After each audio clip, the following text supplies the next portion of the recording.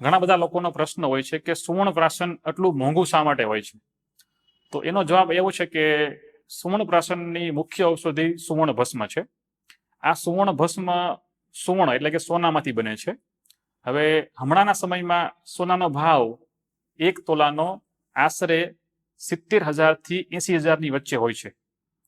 હવે આ સોનામાંથી જ તે સુવર્ણ ભસ્મ બને છે. તો આમ જોવા જઈએ તો સુવર્ણ ભસ્મનો અત્યારનો 1 ગ્રામનો ભાવ આશરે 15 થી 20,000 રૂપિયા હોય છે. હવે સુવર્ણ પ્રાશનની મુખ્ય ઔષધિ સુવર્ણ ભસ્મ છે.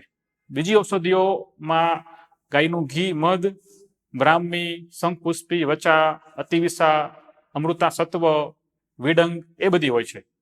પણ જે મુખ્ય દ્રવ્ય છે એ સુવર્ણ ભસ્મ છે. સુવર્ણ ભસ્મના ભાવ વધારે હોવાથી આ ઔષધિ એટલે કે સુવર્ણ પ્રાશન મોંઘું બને છે. તો તમે જે સુવર્ણ પ્રાશન યુઝ કરો છો, જ્યાંથી તમે સુવર્ણ પ્રાશન લ્યો છો, ત્યાં તમારે પૂછવું જોઈએ કે ખરેખર તમારા સુવર્ણ પ્રાશનમાં સુવર્ણ ભસ્મ છે કે નહીં. સુવર્ણ ભસ્મ હોવાથી આ સુવર્ણ પ્રાશન મોંઘું બને છે.